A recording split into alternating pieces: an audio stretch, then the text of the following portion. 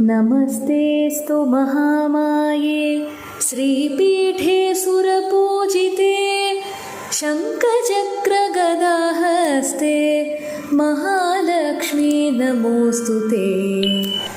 नमस्ते गरुडारूढे कोलासुरभयङ्करी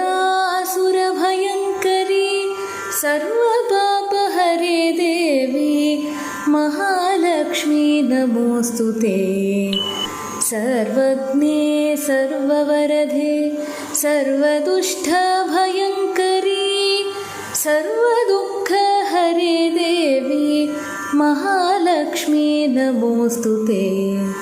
सिद्धिबुद्धिप्रदे देवी भुक्तिमुक्तिप्रदायिनी मन्त्रमूर्ते सदा देवी महालक्ष्मी नमोऽस्तुते।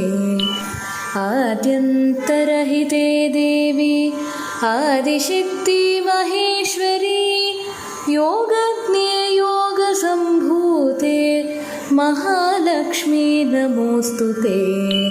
स्थूलसूक्ष्म महारौद्रे महाशक्ति महोदरे महापापहरे देवी महालक्ष्मी नमोऽस्तुते।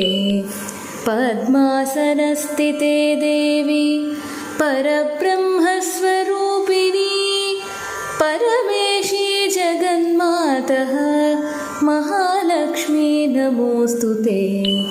श्वेताम्बरधरे देवी नानालङ्कारभूषिते जगत्स्थिते जगन्मातः महालक्ष्मी नमोऽस्तुते। महालक्ष्म्यष्टकं स्तोत्रं यः पठेत् भक्तिमान् नरः सर्वसिद्धिमवाप्नोति राज्यं प्राप्नोति सर्वदा। एककालं पठेत् नित्यं महापापविनाशनं द्विकालं यः पठेत् नित्यं धनधान्यसमन्वितः त्रिकालं यः पठेत् नित्यं महाशत्रुविनाशनं महालक्ष्मीर्भवेत् नित्यं प्रसन्ना वरदा शुभा।